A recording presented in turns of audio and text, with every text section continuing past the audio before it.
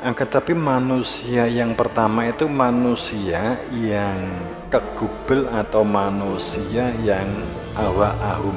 Manusia yang kegubel dengan hawa nafsunya. Ini adalah manusia yang paling sulit diatur. Jadi tingkat pertama itu manusia yang kegubel dengan hawa nafsunya, semaunya sendiri.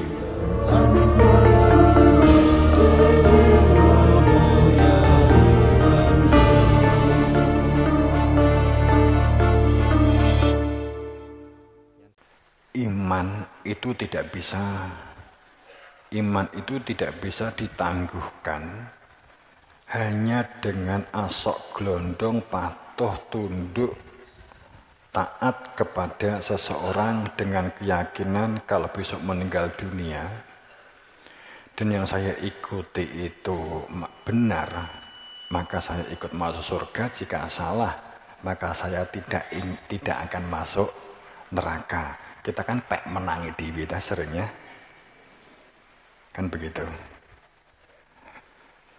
Akan tetapi di sini saya menegaskan bahwa beragama tidak dalam hal iman, sungguh beragama itu dalam hal iman, tidak bisa memperlakukan model iman ini tidak bisa hanya dengan ikut-ikutan, taklid buta. Tidak bisa kita hanya ikut-ikutan. Dalam hal iman itu adalah hitam putih. Kalau Imam Al-Ghazali ngendikan bahwa ada ungkapan, ikutilah gurumu seperti kamu itu seorang pasien yang sakit, kemudian dia akan mengikuti apa kata dokter. Itu tidak salah. Itu tidak salah. Kalau kamu bertemu dengan gurumu, maka ikutilah petunjuknya seperti kamu itu seperti orang sakit. Untuk dapat sembuh dari sakitnya dia mengikuti petunjuk dokter. Ya, kita dokter dalam pengertian yang normal sebagai penyembuh. Jadi itu apa salah? Bagaimana ini kontradiktifnya ya? Jadi pada saat kita mengikuti Kanjeng Nabi Muhammad pun, karena Nabi sendiri yang menghentikan untuk jangan menjadi manusia yang taklid buta, jangan menjadi manusia yang ikut-ikutan tapi buta. Itu adalah tidak boleh di dalam kehidupan beragama. Ikut-ikutan tapi buta itu tidak boleh. Kalau kamu ikut kendaraan, kamu ikut sopir, itu adalah keniscayaan. Kamu mutlak ke sopir, mau dibawa kemana sama sopir itu, kamu kan butuh bertanya. Kamu kan juga harus tahu bahwa bis yang kamu naik itu tujuannya kemana. Kowe ki nek nyegat ndek Ratan pokoke enek bis lewat mbok tumpangi, enek kemungkinan kesasar enggak? Ya kesasar lah. Kita juga harus tahu naik bus, naik kendaraan yang kita tumpangi itu kita juga setujuan tahu tujuannya. Kemana itu tujuannya? Mengenai rambu-rambunya sing ahli supire. Mengenai jalan tempuh yang paling baik, yang paling efisien, efektif, yang tahu sopirnya. Yang mengetahui ragate lakon pitukone si sopirnya. Kamu ngikuti aja.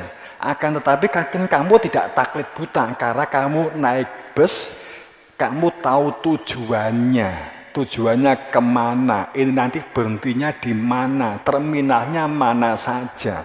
Kamu tahu persis. Kan begitu. Jadi tidak bisa kamu ikut kendaraan, ikut mobil, kemudian syukur naik, tidak pernah tahu tujuan supirnya, tidak tahu tujuan bisnya, ya kesasar lah. Itu maksudnya bahwa kamu mengikuti petunjuk dari gurumu, seperti petunjuk dokter kepada pasiennya. Kamu kan harus tahu. Kowe ngomong di nggone dokter ora dibedah, orang di penyakit apa-apa kok dibedah gitu. Ayo cilaka jenenge. Makanya kan juga terungkap bahwa kenapa dikatakan bahwa jagalah diri kamu, wataku yauma la taj. Pada saat ada kalimat tajzi, khawatirlah, jagalah diri kamu dari sesuatu yang akan menjadikan azab. Di mana pada saat hari itu, ini tentunya kan meninggal dunia, saat meninggal dunia, tidak ada lagi seseorang yang membela kamu sedikit pun. Dan sama sekali tidak syafaat, tidak dapat ditebus dengan apapun. Dan mereka ini karena ketidaktahuannya, tidak mengertinya, karena tidak kenal, maka juga tidak akan dapat pertolongan. Kan ayatnya jelas di Baqarah 48 itu.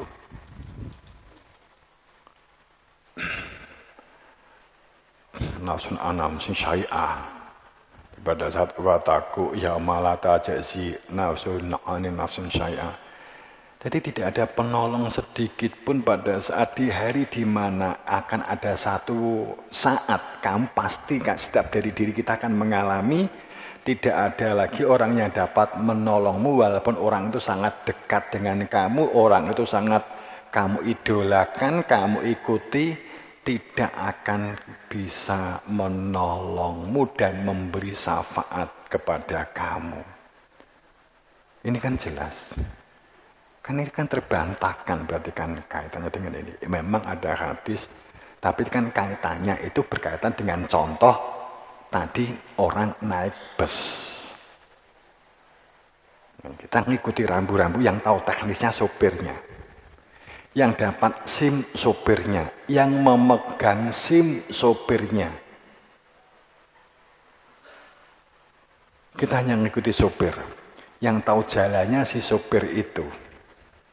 Dia yang memegang otoritasnya adalah dia.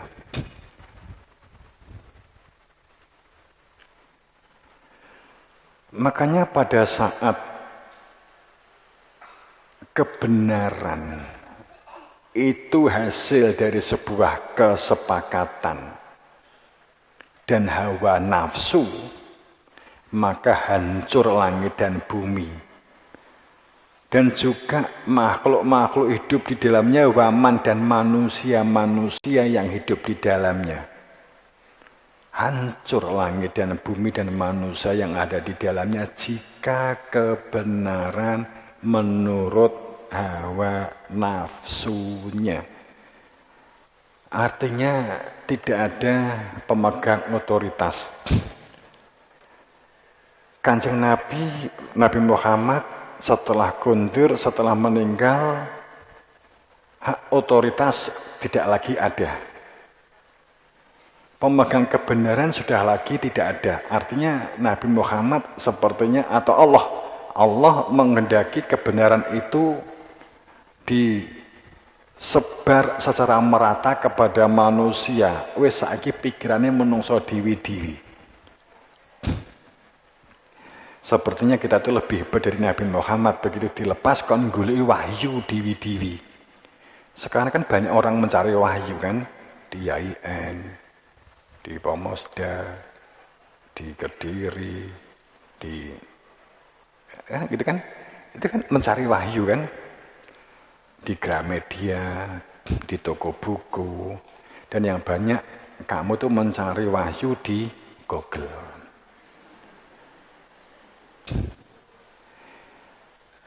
Peran malaikat Jibril sudah diambil alih oleh Google.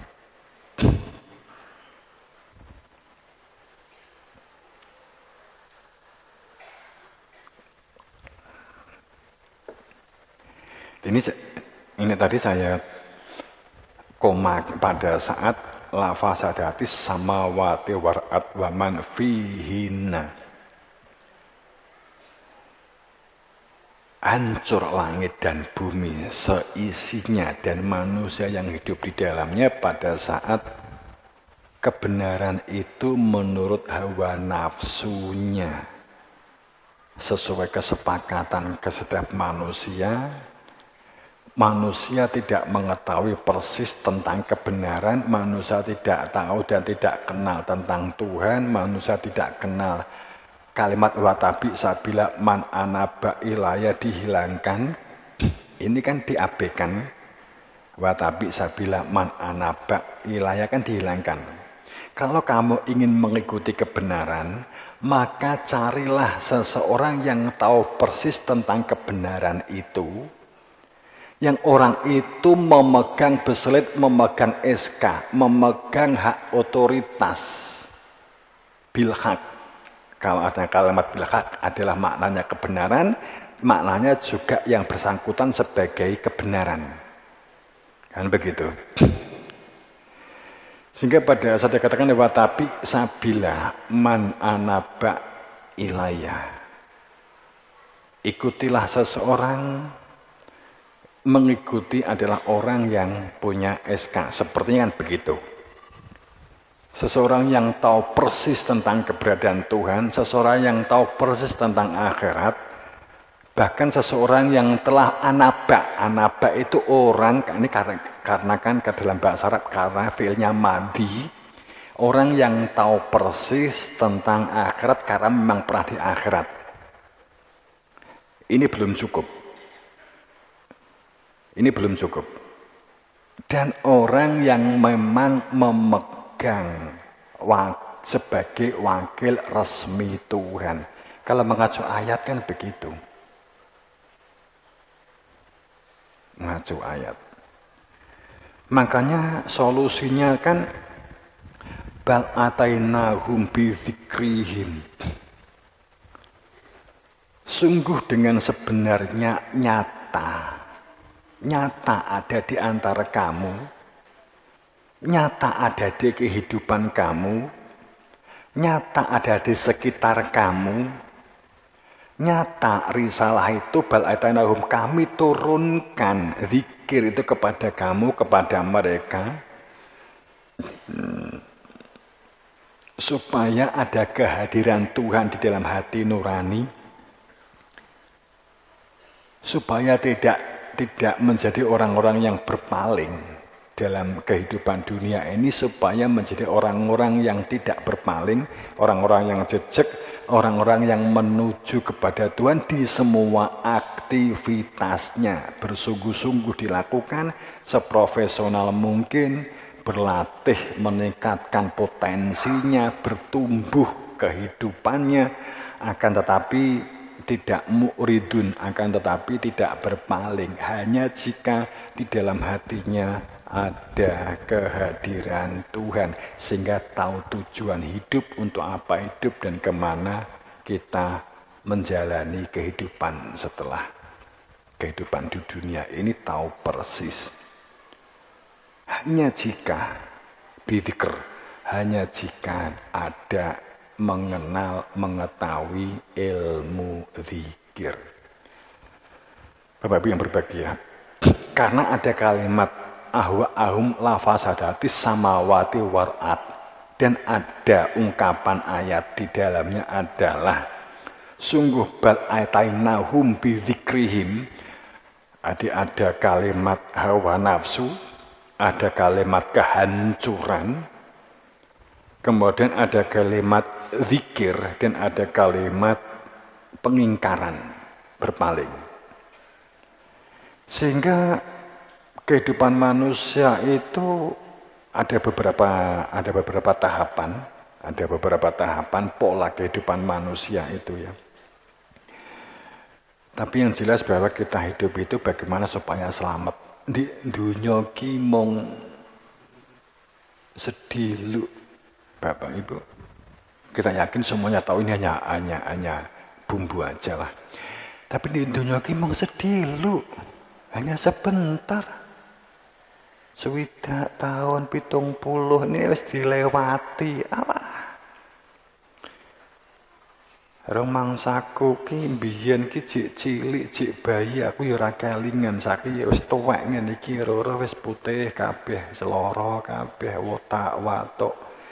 Wis bingung golek PPO, wis bingung golek counterpin, nggih ta?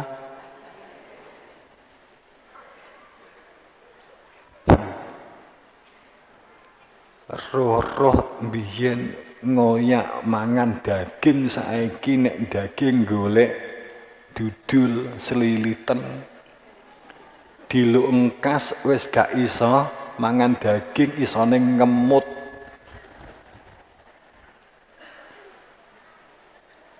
Pak Yudi cek tedas daging wis gak tedas. Nek pengen daging di blender terus rasane terus piye dagingnya serubah.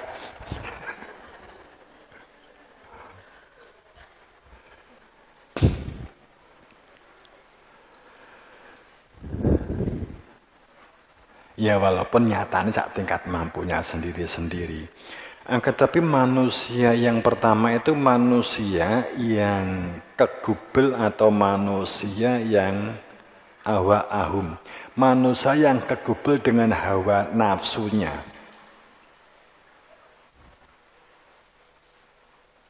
Ini adalah manusia yang paling sulit diatur. Jadi tingkat pertama itu manusia yang kegubel dengan hawa nafsunya, semaunya sendiri. Tidak boleh ada aturan bagi dirinya. Kalau boleh digambarkan seperti perilakunya hewan, hanya pemenuhan kesenangan, syahwat, makan. Itu adalah apapun yang dilakukan itu adalah dalam kerangka untuk pemenuhan perilaku hewan. Kekuasaan, kekuatan, makan,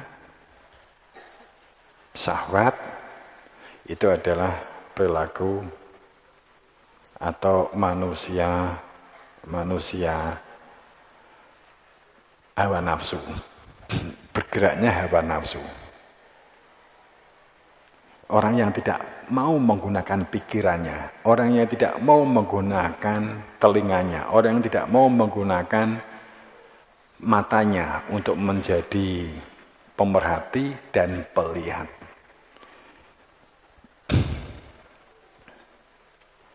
Kalaupun komunikasi yang dilakukan terjadi konsultasi kepada orang lain, hanya untuk mengukuhkan pendapat dan mencari persetujuan. Hati-hati, kalau kita sering kecewa kepada orang lain karena tidak setuju dengan pendapat kita, dan kita mencari orang itu untuk mengukuhkan, mengokohkan pembenaran idenya.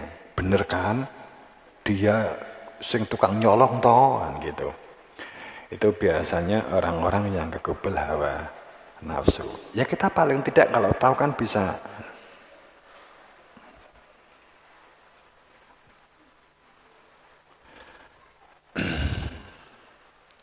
Ini orang-orang yang kita sebut di atas sebagai orang-orang yang status quo.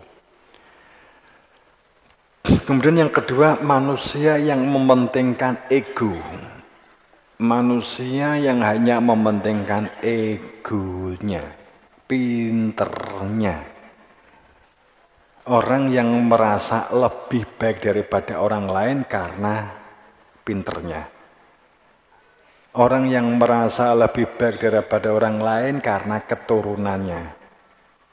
Orang yang merasa lebih baik daripada orang lain karena kekayaannya, karena jabatannya.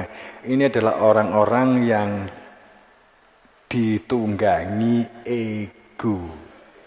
Orang yang tidak bisa mengendalikan dirinya. Kalau berbicara hanya untuk berpusat kepada dirinya sendiri.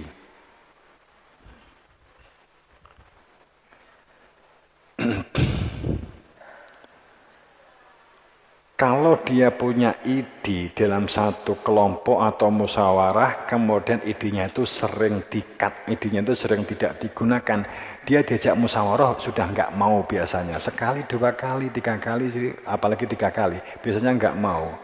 Ideku kan nggak tahu tinggu. Terus kemudian kalau punya ide, ngomong kepada yang lain.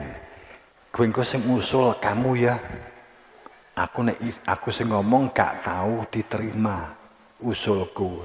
Delalah dia duwe ide dilempar di gone kancane ngungkap bener ditompo. Iya kan?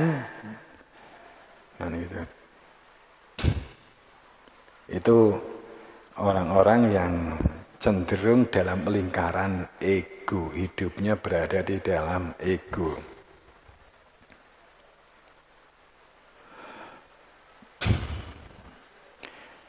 Gerakannya adalah lemah dalam mengendalikan dirinya. Kemampuan pengendalian dirinya lemah. Biasanya cirinya orang yang dalam ego, kemampuan pengendalian dirinya lemah, fluktuatif.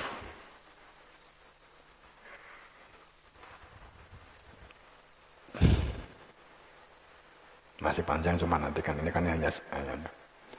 Kemudian yang ketiga ada manusia yang dalam lingkaran setan, jin dan setan. Bukan jin dan jun ya. Manusia dalam lingkaran setan atau jin. Setan itu orang yang perilakunya itu merusak. Setan itu perilaku yang didasarkan atas pijakan orang lain. Setan yang merusak. Jadi setan itu perilaku yang merusak. Dementor, provokator. Kemudian hidup kita, hidup awake dhewe itu selalu dikendalikan dari pandangan orang lain hanya dalam mata lahir. Hanya ini yang jadikan dasar pijakannya untuk riya, untuk pamer. Ini adalah perilaku setan. Maka kenapa sih orang boros dikatakan sebagai syayatin, sebagai temannya setan? Karena pada saat seseorang itu dikelabui oleh perilaku setan, setan itu pengaruh negatif. Setan itu pengaruh negatif. Perilaku-perilaku yang dipengaruhi oleh perilaku-perilaku negatif itu setan. Jadi duduk wujud. Kalau setan ada wujudnya dan tugasnya menggoda manusia, ya setan masuk surga dong seharusnya. Iblis itu tugasnya memang membantah kebenaran supaya manusia itu diuji, supaya manusia itu teruji. Uji emisinya itu supaya berhasil, bahwa kamu itu diuji dengan adanya setan, dengan adanya iblis. Kalau kamu bisa melawan ujian ini, kamu lulus, kamu tidak akan ikut perilakunya setan dan jin, maka kamu masuk surga. Akan tetapi kalau jin dan setan itu memang tugasnya, iblis itu oleh Allah tugasnya memang disuruh menggoda manusia. Sehingga dia itu akan masuk neraka jika dia tidak menjalankan tugas itu. Tiba-tiba setan menjadi baik, itu pasti setan masuk neraka. Karena setan yang masuk surga itu adalah menjalankan fungsi menggoda kamu. Kan gitu tak? Logikanya kan begitu. Bang setan itu memang kalau seandainya itu ngomong kemakhlukan, iblis itu ngomong makhluk, memang tugasnya nggoda kok. Supaya kamu itu tergelincir. Jadi semakin banyak yang digelincirkan, maka derajat kesurgaannya tinggi. Mungkin kan begitu. Ya nek ngono kowe nyimpulne dadi iblis wae lah kan gitu.